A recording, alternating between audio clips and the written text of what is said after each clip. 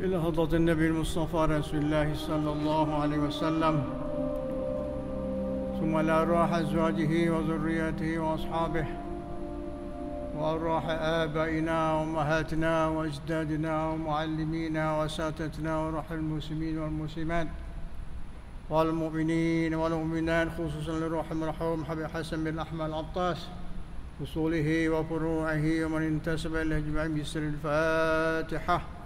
أعوذ بالله من الشيطان الرجيم. بسم الله الرحمن الرحيم.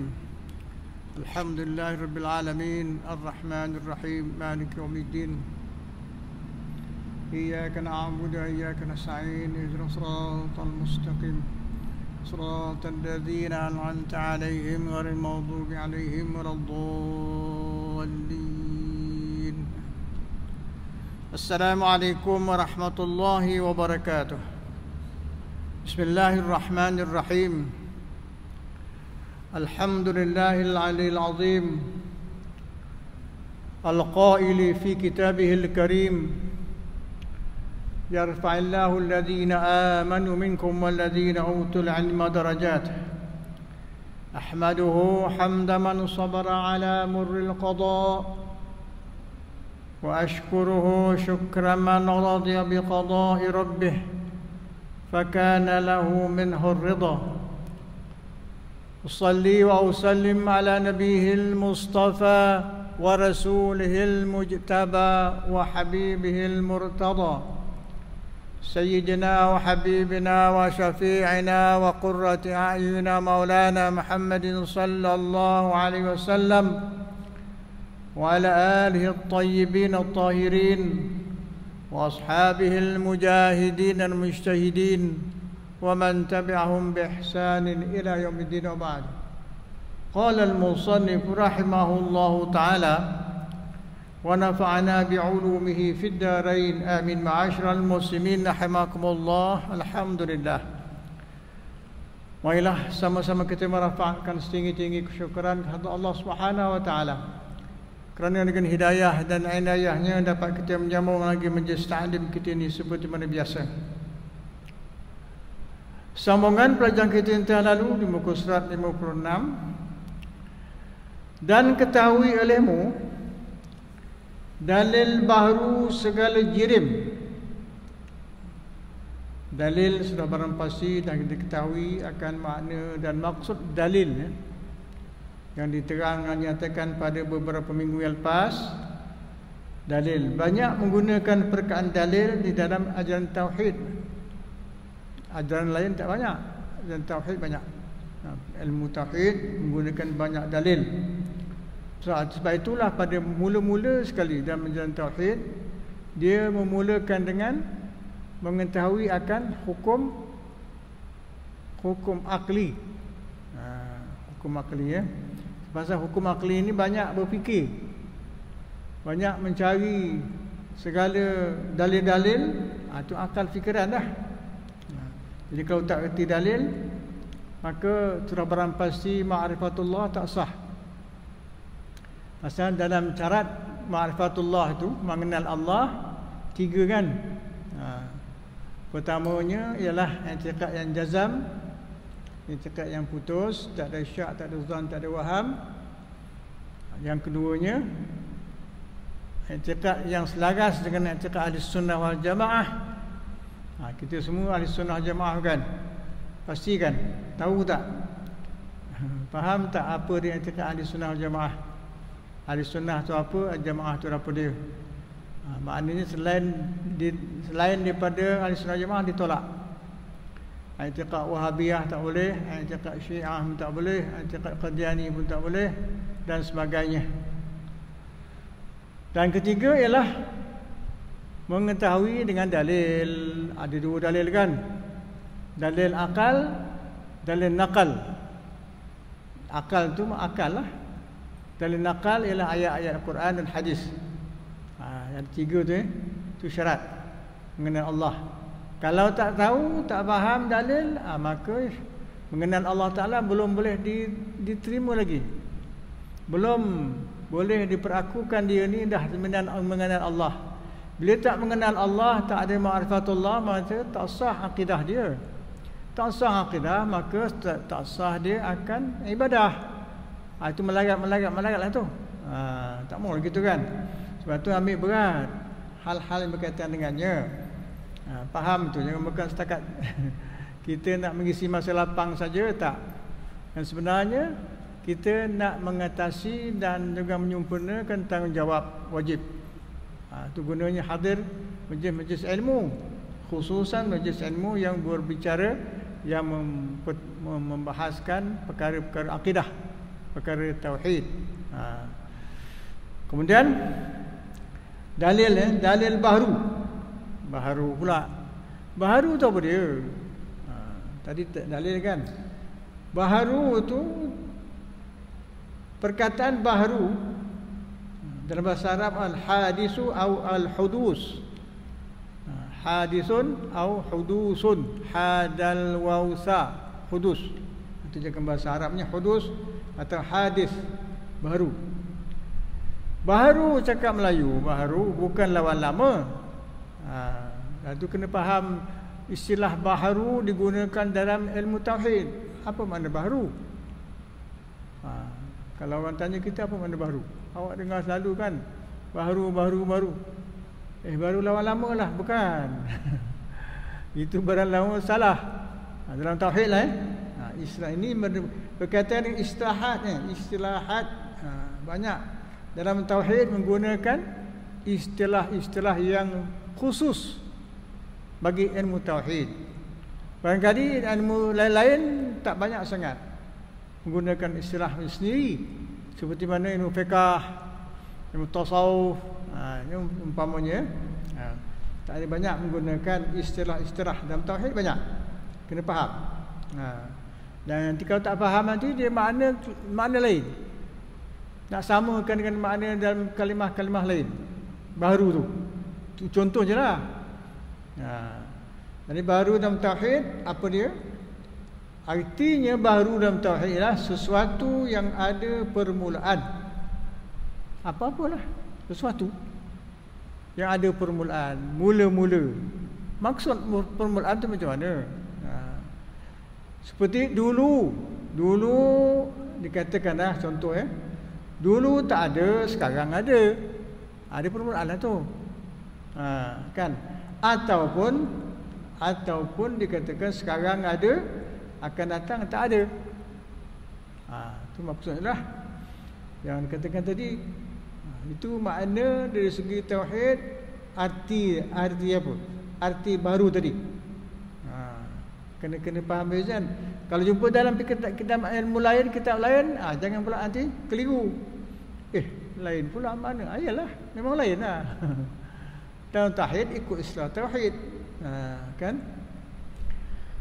Jadi satu, ada permulaan atau ada kesudahan, ada akhirnya, ada kesudahan. Jadi bila ada kesudahan itu, maknanya sekarang ada, esok tak ada dah. Ada kesudahan lah. Tak ada terus selama-lamanya ke, atau tak ada sementara, itu tak kisah. Yang penting tak ada.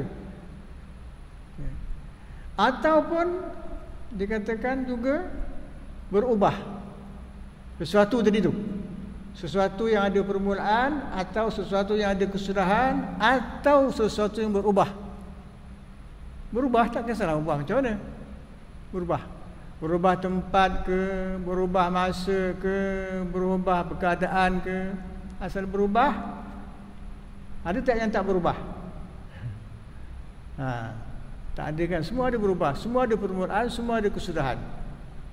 Itu baharulah tu. Jadi apabila kita pastikan demikian,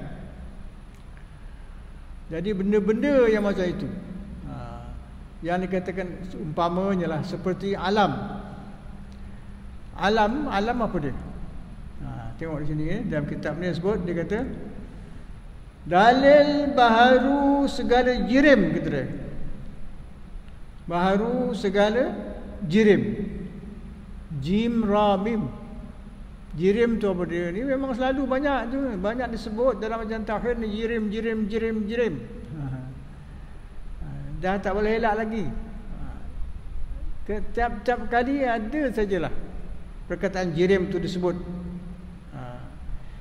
Jirim tu maknanya apa? Sesuatu yang memerlukan tempat. Tu jirim. Apa pula payah kan?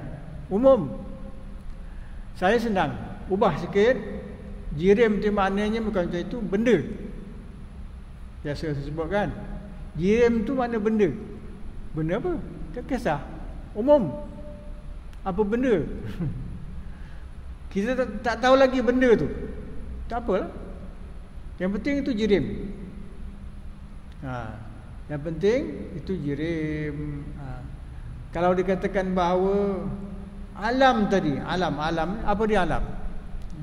Alam selain daripada Allah Ta'ala tu alam lah. Kan? Selain daripada Allah, banyak kan? Jadi apabila disebut jirim itu, dikata dia sini, dalil baru segala jirim itu apa dia? Terhenti ia atas isbatkan, menetapkan zaidun, tambahan atas segala jirim. Zaidun. Apa makna makna zaidun? Zaidun cakap Arab. Zaidun makna tambahan. Apa tambahnya pula? Nanti dia akan terang. Tambahan atas segala jirim. Maksudnya jirim tadi dah saya cakap dah tak benda umum kan. Tak tahu. Tak kenal apa tu. Jadi yang dikata zaidun tambahan tadi itu dia. Nak menerangkan jirim tu. Apa benda tu? Awak cakap benda. Keras ke lembut. Panjang ke pendek ke, tak kisahlah. Benda tadi zaidun atas segala, yang tambah atas segala jirim, semua jirim. Dan murad yang dikehendaki dengan zaidun itu segala arad. Ain radat, arad, aradun. Arad tu apa dia?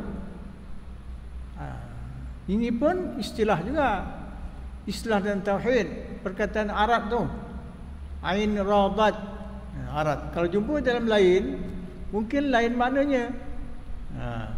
Dalam tauhid makna arad tu sifat, sifat bagi benda tadi.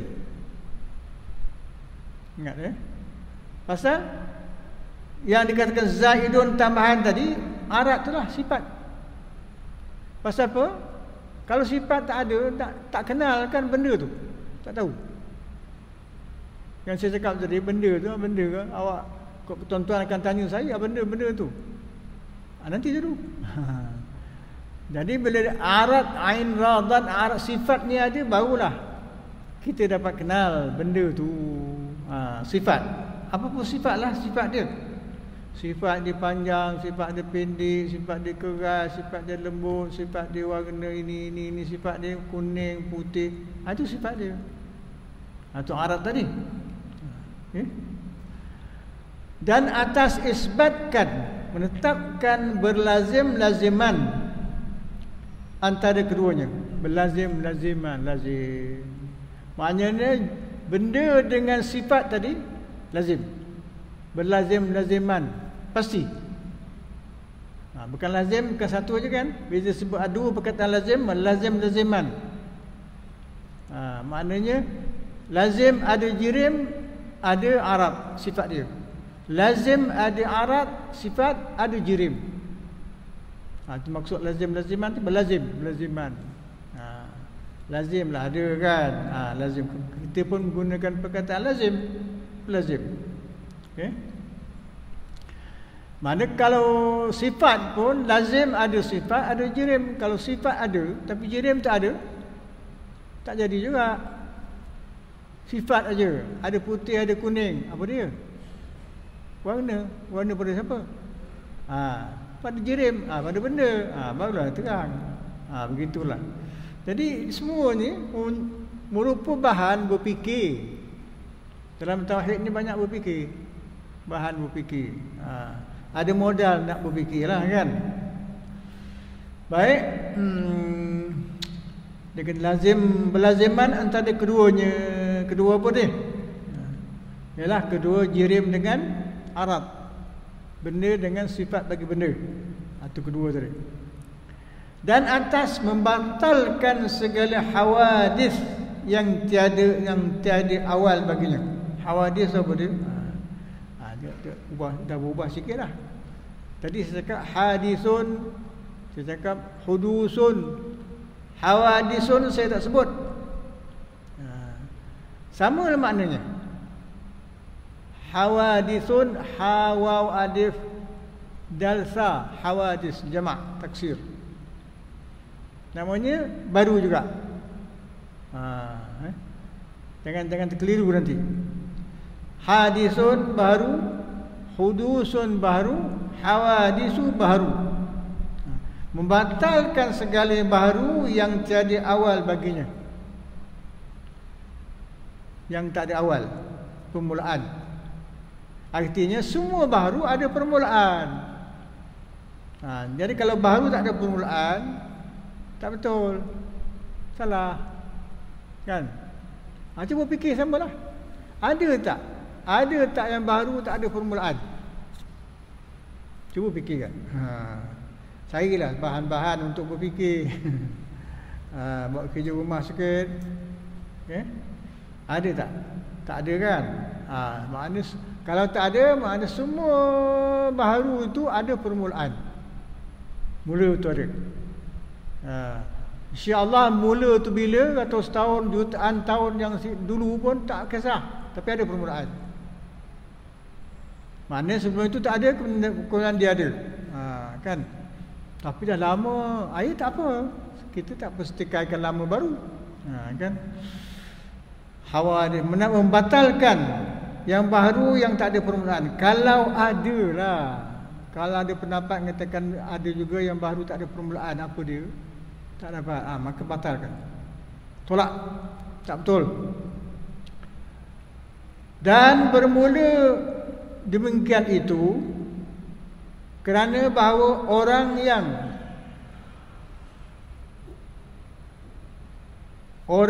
membantah, orang yang bantah, ada yang tak setuju tu bantah tu. Dia tak setuju apa? Tak setujukan tadi yang baru tu tak ada permulaan, ada permulaan, tak setuju. Okey. Tengok apa dia bantahan dia. Terkadang berkata ia, yang tak setuju tadi, kamu benarkan, menerimalah benar tu, bahawa di sana itu zaidun yang lebih tadi, tambahan atas segala jirim. Maka kita batalkan akan dia dengan nyata dipandang dari kerana tiada daripada orang yang berakal, melainkan mendapat ia akan bahawa ada bagi zatnya sesuatu yang zaidun atasnya. Jadi yang mengatakan tadi zaidun tadi, tambahan tu sifat bagi benda. Tak ada benda yang tak ada sifat. Tadi tak ada benda yang tak ada permulaan. Yang kedua ni, tak ada benda yang tak ada sifat. Semua ada sifat. Kalau tak ada sifat, tak kenal benda tu, apa dia. Ini sebut tadi kan. Dari kerana tiada daripada orang berakal,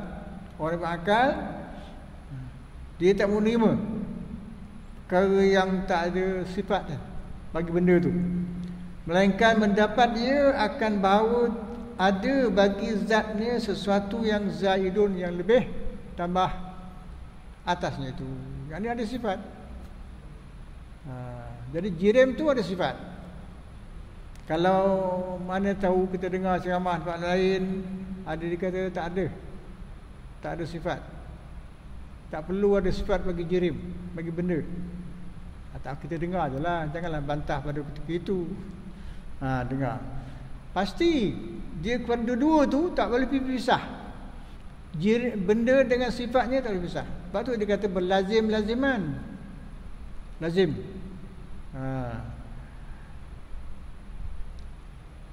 Maka berkata khasam yang membantah tadi, yakni orang yang membantah itu, kami benarkanlah akan yang demikian itu, diterimalah. Tetapi tiada kami benarkan berlazim-laziman antaranya. Yang berlazim-laziman dia tak mau terima. Yang bantahan tadi. Yang mengatakan ada zaidun tadi, itu dia terima. Tengok ya, perbahasan dia ni. Bagus juga kan, dia bahas, kita tengoklah apa modalnya. Dan antara segala jirim, maka kita batalkan akan dia dengan musyahadah, persaksian ketiadaan bercerai tanggal. Batalkan pendapat tadi yang dikatakan tak lazim, tak mesti ada sifat tu pada jirim pada benda. Maka di sini kata dia, kita batalkan kerana persaksian ketiadaan bercerai tanggal. Apa dia? Benda dengan sifat. Sebab tu saya cakap tadi, tak boleh lari. Sifat dengan benda tu. Kadang lari sifat atau lari benda, tak boleh nak faham lah apa dia. Maka hukum akal memberikan ruang untuk kita faham baik-baik, faham betul-betul. Akal pun nak berikan juga bahan-bahan supaya akal boleh terima. Katakan akal mengatakan, oh betul. Jadi sesuai. Maka berkata yang bantah itu pula, kami benarkanlah akan yang demikian itu, terima kata. Tetapi tiada kami benarkan menunjuk ia atas baharu segala jirim. Ke situ pula dia konak lain pula. Maknanya dia tak setuju lah atas mengatakan jirim tu baharu. Mana boleh gitu. Pasal jirim benda tadi, dia ada permulaan. Asas kita pegang asas. Asasnya ada permulaan bagi jirim tu. Mana ada benda yang ada tu tak ada permulaan. Macam mana? Dia jadi dengan sendiri ke? Muncul ada gitu tiba-tiba? Tak betul. Sedangkan dia tu, dia apa? Benda tu ada yang menjadikan dia. Bila ada yang menjadikan dia, maka dia ada permulaan lah. Jangan pusing-pusing ke mana pun. Ini pusing-pusing ni pun satu cara juga. Cara kita nak faham. Itu sebab dalam tauhid ni digunakan ilmu mantik. Tahu mantik ilmu logical. Ilmu mantik ni tuan-tuan, setengah orang tak suka memang. Tak serabut kata dia, tak susah nak faham. Iyalah, bagi yang tak minat tu susah nak faham. Sahabat-sahabat saya sama-sama belajar ke Azhar, masuk kuliah Usuluddin. Usuluddin, nama apa Usuluddin? Apa nama? Fakulti Akidah, Jabatan Akidah dan Falsafah. Dia sebut akidah ni belajar tauhid lah. Dan ada di dalam silibus dia itu ilmu mantik. Jadi oleh kerana tak minat ilmu mantik, dia keluar. Dia tukar kuliah lain. Kalau syariah, oh tak sedap dia. Usuluddin tak sedap. Dia kata apa minat, tak sedap. Jadi oleh sebab itu mantik ni, cara nak bercakap, cara nak berbahas, cara nak berdebat, cara nak berbincang, ada cara mantiknya. Orang yang faham mantik mudah mendapat natijah perbahasan. Mudah faham dalam ilmu sesuatu. Dia ada muqaddimah sughra, muqaddimah kubra, itu dalam mantik sebut gitulah. Jadi kalau sampai mengeluarkan perkataan dalam mantik. Dia kata manusia ni, dia kata al-insan haywanun natiqun. Manusia ni kata haiwan. Haiwan yang bertutur, yang bercakap. Haiwan. Haiwan tu makna hidup. Hayyun. Tapi bercakap. Haiwan natiqun. Jadi kalau orang cakap kita, awak ni binatang lah, tak boleh cakap, tak boleh marah lah kan. Binatang cakap Melayu, haiwan cakap Arab. Tapi kita boleh gunakan binatang dengan haiwan. Binatang tu rasa macam kasar sikit cakap kan, marah. Kalau orang cakap haiwan kurang bawa, tak marah lah. Itu silap kita lah kan. Kalau orang macam berkhidmat sebagai doktor haiwan, doktor haiwan, boleh tak kita panggil dia doktor binatang? Tak boleh kan, makna sama. Tapi oleh kerana perkataan binatang tu bahasa Melayu pula dalam kaedahnya kasar sikit, sebut haiwan dengan binatang. Haiwan tu beralus sikit kan. Macam juga kita menyebut minta maaf lah, binatang khinzir dengan babi. Khinzir cakap Arab, khinzir kan. Babi itu cakap Melayu. Kalau sebut babi marah. Khinzir tak apa pula.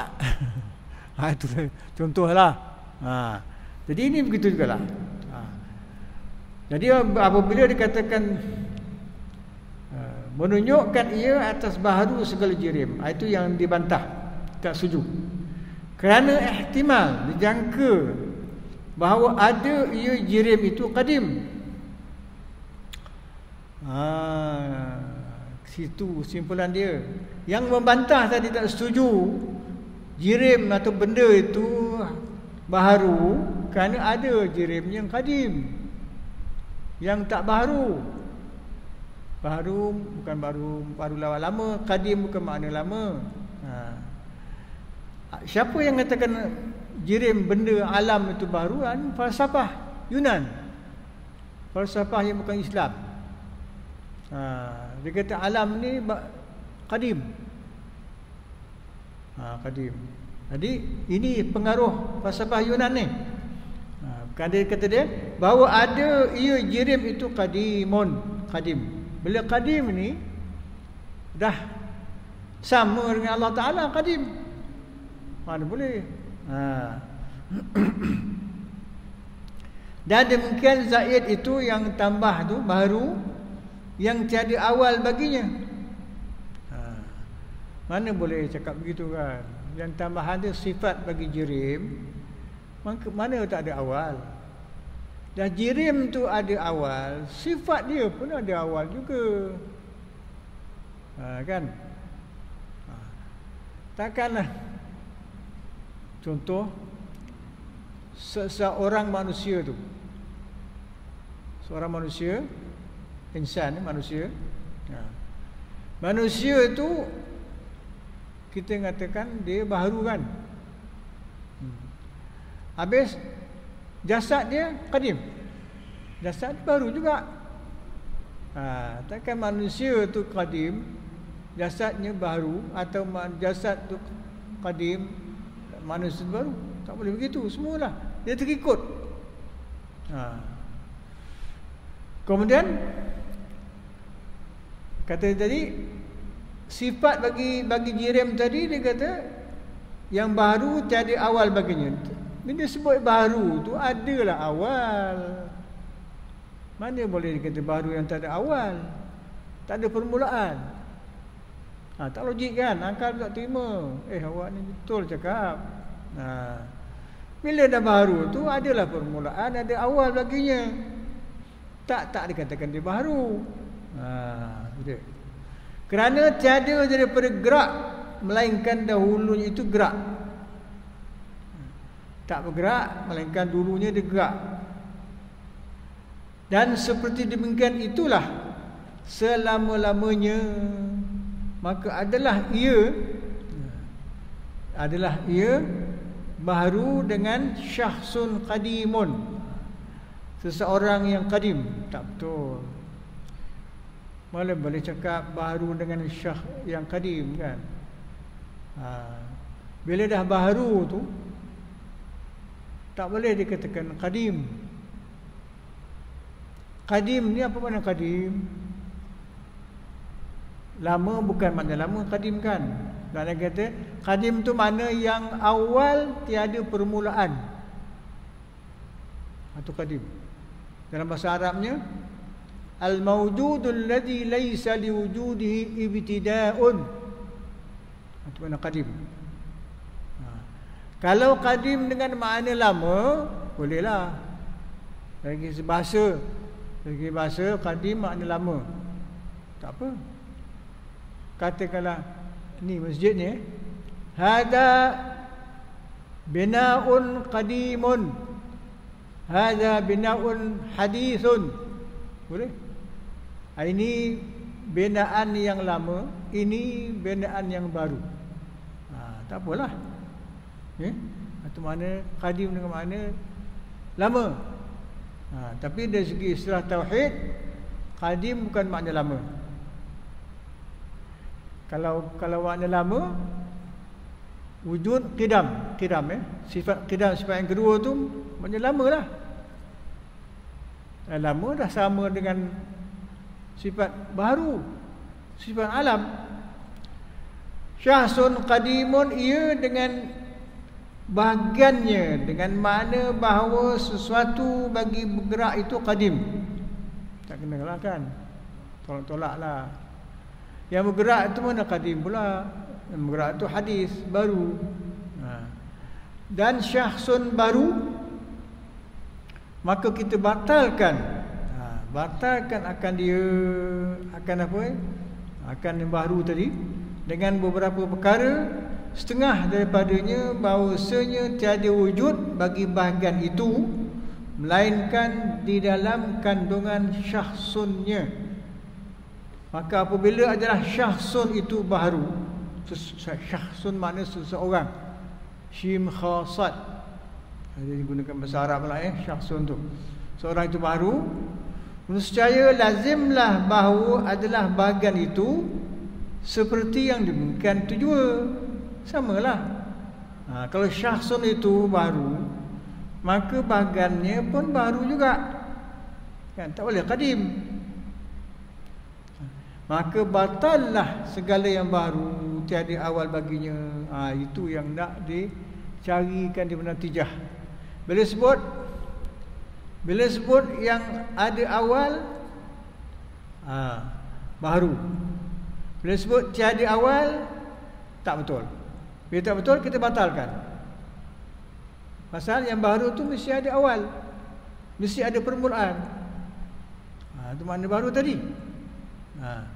Jadi sebab itulah kita dalam soal ini banyak menggunakan kaedah bahasa, kaedah perbahasan, kaedah istilah. Dan dalil baharu segala arat, baharu segala sifat itu terhenti ia atas membatalkan berdiri arat dengan sendirinya. Sifat tak boleh berdiri dengan sendirinya. Sifat bagi benda tadi. Benda tadi, sifat dia apa? Sifat dia katakanlah ni, keras macam ni. Dia punya sifat ni. Jadi ini benda. Sifat dia putih ni, keras tu. Jadi kalau tidak nanti tak boleh terima. Dia tak boleh terima sifat ni tak ada dengan benda. Sifat dia ni dia bersama-sama dengan benda ni. Tak boleh berpisah. Kalau tak macam mana? Itu sebab dia kata batalkan berdiri sifat dengan sendiri. Tak ada. Dan membatal berpindah ia kepada yang lain, dan membatalkan tersembunyinya, dan membatalkan bahawa yang qadim itu menerima adam. Tak ada. Bila sebab qadim, dia tak akan menerima adam, keadaan tak ada. Qadim tak akan menerima keadaan tak ada. Apa benda yang tak menerima keadaan tak ada? Semua benda terima. Selagi ia tu benda, selagi ia tu baharu, menerimalah keadaan ada dan tak ada. Yang tak menerima keadaan tak ada tu ialah yang qadim. Yang qadim itu hanya Allah Ta'ala saja. Selain daripada Allah Ta'ala tak qadim. Itu pegang ke situlah. Pegang dia punya kesimpulan, natijah dia. Natijah dia ialah kita katakan Allah Ta'ala yang qadim. Allah Ta'ala bukan sifat, Allah Ta'ala bukan jirim benda, Allah Ta'ala bukan baru, Allah Ta'ala bukan alam. Yang alam segala perkara yang baru, segala benda yang ada permulaan, benda yang ada kesudahan, benda yang berubah, itu boleh dikatakan baru. Itu yang nak dipastikan dalam hal yang seumpama ini. Jadi sampai situ tuan-tuan, insya-Allah kita sambung lagi pada minggu yang lain. Mudah-mudahan Allah telah beri hidayah pada kita semua, dapat kita mengerjakan apa yang Allah Ta'ala suruh, dapat mula kita meninggalkan apa yang Allah larang. Sama-sama kita bermohon, mudah-mudahan Allah Ta'ala kabulkan permohonan kita, insya-Allah. Bismillahirrahmanirrahim. Alhamdulillahirabbil alamin. Wal 'aqibatu lil muttaqin wa la 'udwana illa 'alal zalimin. اللهم صل على سيدنا محمد الفاتح لما أغلق والخاتم لما سبق وناصر بالحق والهادي إلى صراطك المستقيم وعلى آله وصحبه حق قدر مقدار عظيم. اللهم إنا نسألك الطيبات وفعل الخيرات وترك المنكرات ونسألك الحب الفقراء واليتامى والمساكين. اللهم إنا نسألك الثبات في الأمر والعزيمة في رشده. اللهم يسر لنا أمورنا مع راحة قلوبنا وأبداننا والسلامة عافية ديننا ودنيانا وآخرتنا إنك على كل شيء قدير. اللهم طهر قلوبنا من النفاق وأعمالنا من الرياء وألسنتنا من الكذب فإنك تعلم خائنة الأعين وما تخفي الصدور. اللهم إنا نسألك علما نافعا وقلبا خاشعا ويقينا صادقا وعملا متقبلا ورزقا حلالا طيبا كثيرا مباركا فيه. ربنا آتنا في الدنيا حسنة وفي الآخرة حسنة وقنا عذاب النار. وصلى الله على سيدنا محمد وعلى آله وصحبه وبارك وسلم والحمد لله رب العالمين. سبحانك اللهم وبحمدك أشهد أن لا إله إلا أنت أستغفرك وأتوب إليك. سبحانك اللهم وبحمدك أشهد أن لا إله إلا أنت أستغفرك وأتوب إليك. سبحانك اللهم وبحمدك أشهد أن لا إله إلا أنت أستغفرك وأتوب إليك.